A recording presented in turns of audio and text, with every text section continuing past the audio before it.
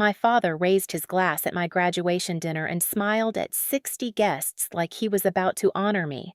Then he looked straight at me and said, "June, you'll never measure up to your brother." People laughed. My mother smiled. My brother stared at his plate. That night, I packed 2 suitcases and disappeared before sunrise. They didn't call. They didn't search. They didn't even notice I was gone. But years later, when their perfect life started falling apart, they sent my brother to investigate me, and what he found made my parents beg for silence. I grew up in Lancaster, Pennsylvania, in one of those houses that looked warm from the sidewalk. Fresh-cut lawn, white curtains, family photos lined up in the hallway like proof that we were happy. But if you looked closely, you could tell where I belonged. In almost every picture. My brother Caleb stood in the middle. My parents stood behind him, smiling like he was the sun. I was usually off to the side, one shoulder half out of frame, holding a school folder or wearing a dress my mother said was good enough. My father, Grant Whitaker, cared about image more than air. He worked hard to look successful. Even when bills sat unopened in the kitchen drawer, he loved clean shoes, firm handshakes, and sentences that began with, "My son Caleb." My mother, Elaine, was quieter, but not softer. She could cut you with a smile. If Caleb brought home a B+, she said he was exhausted from pushing himself. If I brought home straight A's, she said, "That's nice." June, don't get too proud. Caleb was not cruel when we were young. That made it harder. He was handsome, confident, and always uncomfortable when our parents praised him by making me smaller. But he never stopped them. He just looked away. The first time I understood my place, I was 8. I had won a little art contest at school. Nothing huge. Just a blue ribbon pinned to a watercolor painting of our backyard. I remember running my fingers over the ribbon all afternoon, feeling like maybe, for once, I had something worth showing. That night, I placed it beside my dinner plate. Dad came home late, smelling like rain and coffee. He glanced at the painting for half a second. "Cute," he said. Then Caleb mentioned he had been accepted into an advanced program at school. My mother gasped like someone had handed her diamonds. Dad hugged him so hard his chair scraped to the floor. The next morning, I found my painting in the kitchen trash, flat under coffee grounds, the blue ribbon still attached. I didn't cry then. I just learned. In our house, love had a spotlight. And it never landed on me. By the time I reached college, I had stopped asking my parents to be proud, but some stupid part of me still hoped graduation day would be different. That hope was the last thing they took from me. By high school, favoritism wasn't a feeling anymore. It was a schedule. Caleb got SAT tutors, campus tours, new clothes for every interview, and a dark blue car my father parked in the driveway with the pride of a man unveiling a statue. I got bus passes. When I asked if I could use the old car to get to my part-time job, Mom didn't even look up from her magazine. "Caleb has practice," she said. "You can walk." So I walked. In the rain, in cheap flats that rubbed the backs of my heels raw. I worked evening shifts at a hardware store, smiling at strangers while my socks dried slowly inside my shoes. At school, it followed me too. Teachers remembered Caleb before they learned my name. "Your brother was incredible in debate," one of them told me after handing back an essay with an A at the top. "You should try putting yourself out there more," I wanted to say. I am trying. But in my family, trying only counted if Caleb did it. When college came, Caleb went to a private university with my parents cheering like they had personally launched him into greatness. His rent was covered. His tuition was covered. His mistakes were covered before they even happened. I chose a state school because it was cheaper. Mom called it realistic. Dad called it probably the right level. I worked in the library during the week and took diner shifts on weekends. I smelled like coffee, fryer oil, and cheap detergent.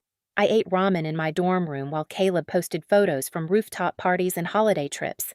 Still, I graduated, not with perfection, not with applause from them, but I graduated with a degree, debt, and a stubborn little hope I hated myself for keeping alive. My parents booked a private room at an Italian restaurant after the ceremony. 60 guests, relatives, neighbors, country club friends, people I barely knew. For one foolish hour. I thought it meant they were proud of me. I wore a soft cream dress and curled my hair carefully. I remember the smell of garlic bread, the clink of wine glasses, the red sauce staining white napkins. Then Dad stood up. He smiled at the room and talked about achievement, discipline, legacy. Then he turned to Caleb. He announced Caleb's new position like it was the real reason we were all there. The room exploded with applause. Finally. Dad looked at me. His smile changed. "And June graduated today, too," he said. A few people chuckled before he even finished. Then he raised his glass and said, "You'll never measure up to your brother." The laughter hit me like cold water. Mom smiled, Caleb stared at his plate, and I understood. This wasn't a careless joke. This was my place in the family. I stayed through dessert. That is the part people never understand. I did not throw my napkin down. I did not scream. I did not make a speech about how badly they had hurt me. I sat there while forks scraped plates and people avoided looking directly at me. My hands were folded in my lap, under the table. My fingernails dug half-moons into my palms. When the dinner finally loosened into loud conversations and clinking glasses, I stood up, walked toward the hallway, and slipped out through the side door near the kitchen. No one followed. No one called my name. Outside, the evening air felt cold against my face. I walked back to my tiny apartment in my graduation dress, carrying my heels in one hand because my feet hurt too much to keep pretending. By midnight, I had 2 suitcases open on the floor. Clothes, laptop, a framed photo I almost left behind, my diploma, a cheap silver necklace my grandmother had given me before she passed. That was all. I deleted my old social media. I made a new email. I bought a one-way bus ticket west, before sunrise. I was gone. And here is the part that still stings, even now. My parents did not notice I moved away. A week later, my father sent one text. "Did you clear out your apartment? We don't want to be charged any fees." That was it. Not "where are you?" Not "are you safe?" Not "come home." Just fees. I stared at that message in a bus station bathroom somewhere between states, fluorescent lights buzzing above me, and something inside me went very still. Seattle became my hiding place. I rented a studio so small I could touch the stove from my mattress. I bought a cheap microphone, taped foam panels inside the closet, and started taking audio editing jobs online. Podcasts, voiceovers, audiobooks. Anything people would pay me to clean up. I worked until my eyes burned. I ate ramen over the sink. I paid my bills late, then on time, then early, for the first time in my life. No one compared me to Caleb. No one said I was less. No one said I should be grateful for crumbs. Then, in 2018, my father called. His voice shook. My mother cried in the background. They said Caleb was in serious trouble, legal trouble, career-ending trouble. They needed about $15,000 to make it go away quietly. I had saved that money one exhausting dollar at a time. And like a fool, I sent it. 3 days later, they stopped answering. My calls went nowhere. My texts stayed unanswered. Caleb never responded either. That was when I understood the truth. They had not come back because they loved me. They had come back because I was useful. So I opened my laptop and created a folder for proof. Payments, bills, messages, call history. Every little piece of the trap they had set. That night, June Whitaker stopped begging to be loved. I started building a life they could never reach.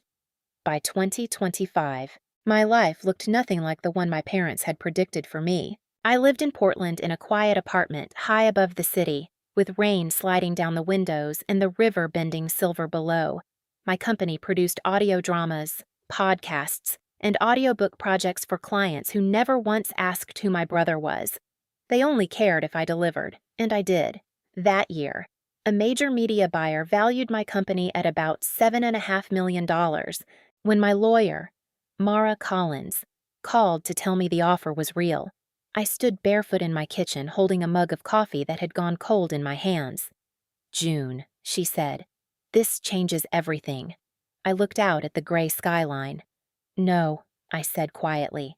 It confirms everything, for years. I had kept my personal life sealed shut. I used my professional name, avoided public photos, and kept my family out of every document where I could. Not because I was ashamed, because peace needs walls. But desperate people always start knocking. It began with a message from my cousin Tessa. "Hey, June, long time. Your parents were asking about you. Where are you living now?" I stared at the screen. Tessa had not spoken to me in years. I typed back something polite and empty. "Doing fine. Busy with work," she replied too fast. "What kind of work? Anything big?" That was when my stomach tightened. A week later, Mara called me again, but this time her voice had changed. "I had someone look into your parents' situation," she said. "Your father is in serious financial trouble." Grant had lost his job. The house had been refinanced more than once. Bills were stacked, debts were growing, and behind all of it was gambling. Not one bad weekend. Years of it. Then Mara found something else. "They hired a cheap private investigator," she said. "His name is Owen Price. He has been asking about you through professional channels." I felt the old coldness return. My parents had not looked for me when I disappeared with 2 suitcases and a broken heart. But now that money might be involved. They suddenly remembered how to search. Then they sent Caleb. He showed up on a rainy Thursday afternoon, soaked through his coat, standing in my building lobby like a ghost from a life I had buried. When I opened my apartment door, he just stared. His eyes moved past me to the windows, the furniture, the shelves, the framed awards on the wall. "You're June Whittaker," he said. Voice rough. "I've always been June Whittaker." "No," he whispered. "You're the founder."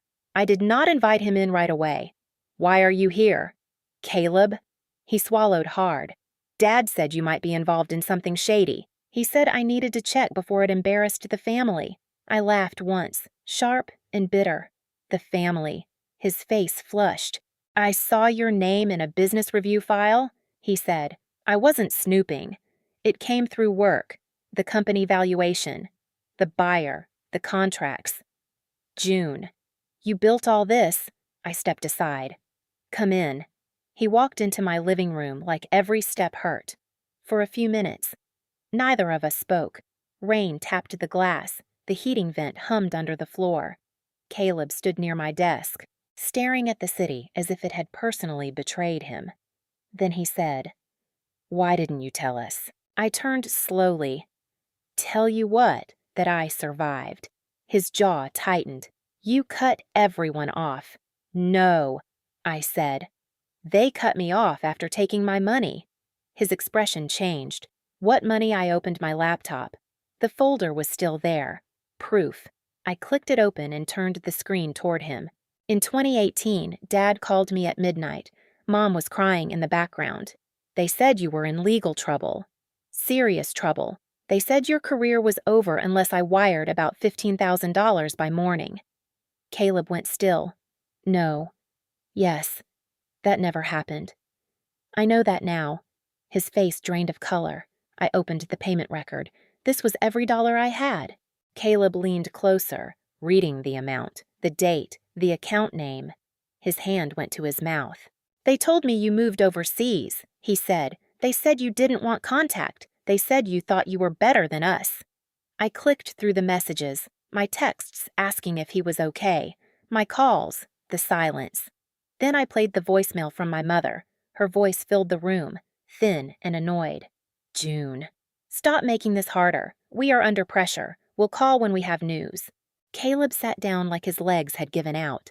"They used my name," he whispered. I closed the laptop. "Yes." He pressed both palms against his eyes. For the first time in my life, I saw the golden child crack, and underneath all that polish was just another kid raised by the same selfish people. "I'm sorry," he said. "I didn't know." "I believe you."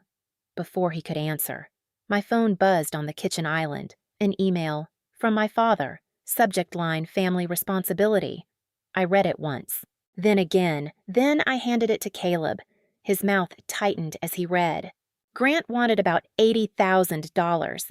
He claimed my parents were in an emergency. He wrote that. As their daughter, I had a moral duty to help. Then came the threat. If I refused, they would report that I had abandoned vulnerable parents, and they would contact the buyer involved in my company deal. Caleb looked up. This is extortion. Yes, I said, forwarding the email to Mara. And this time, I'm not paying. My parents moved fast. The next morning, a woman named Nora called from a social services office in Pennsylvania. Her tone was firm. She said a complaint had been filed claiming I had abandoned my parents during financial and medical distress. I listened. Then I sent her everything: payments, bills, messages, call history, the email demanding money, the proof that my parents had blocked me for years. 2 hours later, Nora called back. Her voice was different. Ms. Whitaker, she said, this case is being closed. The complaint appears to be retaliatory. Strike 1. Mara handled strike 2.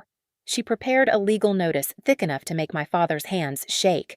It named the false complaint, the money they took, the threat to interfere with my business deal, the demand for $80,000. Then she sent it to their house and gave them a deadline. But Grant Whitaker had never known when to stop. He demanded a family meeting. So Caleb and I flew to Lancaster. We met them in a small coffee shop near the center of town. I arrived first, wearing a black coat and simple gold earrings. Caleb sat beside me, pale but steady. 2 phones lay on the table, recording openly. When my parents walked in, my mother looked smaller than I remembered. My father did not. He still carried himself like every room owed him respect. June, Mom said softly, reaching for my hand.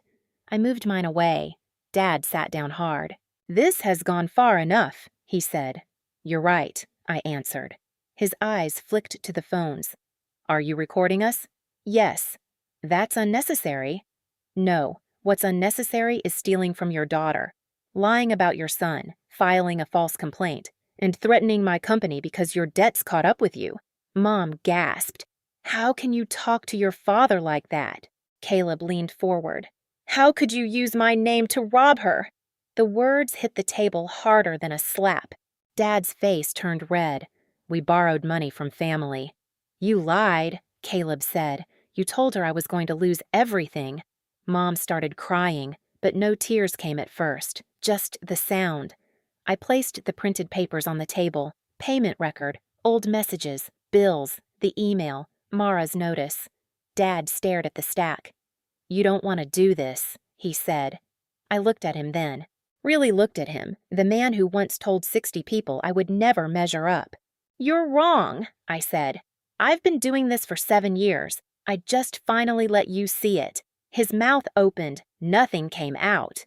If you contact me, Caleb, my employees, or the buyer again, Mara files everything. No warning, no second chance. Mom's voice shook. We're your parents. No, I said, standing. You were my first lesson in why boundaries matter. Caleb stood with me. For once, he did not look away. We walked out together, leaving them in that coffee shop with cold cups, shaking hands, and every lie they had ever told sitting on the table between them. By Monday morning, my parents had hired a local attorney named Simon Reed.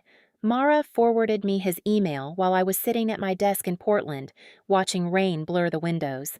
His message was careful, polite, completely stripped of the arrogance my father had carried into that coffee shop.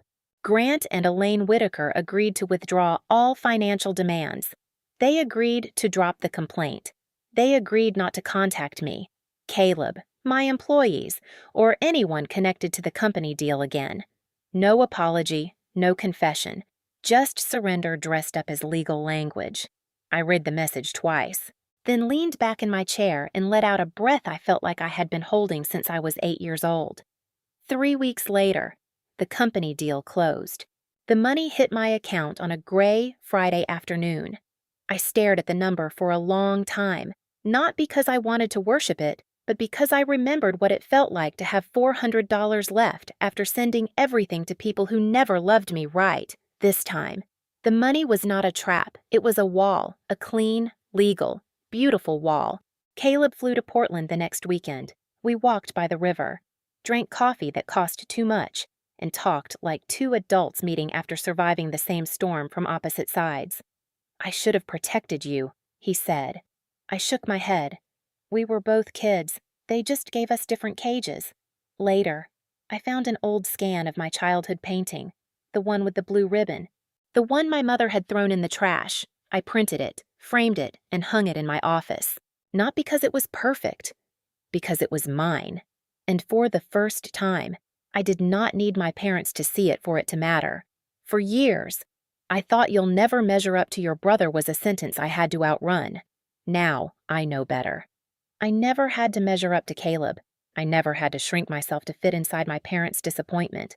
I only had to leave long enough to become free. Family love should never cost your dignity. If you've ever had to walk away to save yourself, share your story in the comments and subscribe for more stories like this.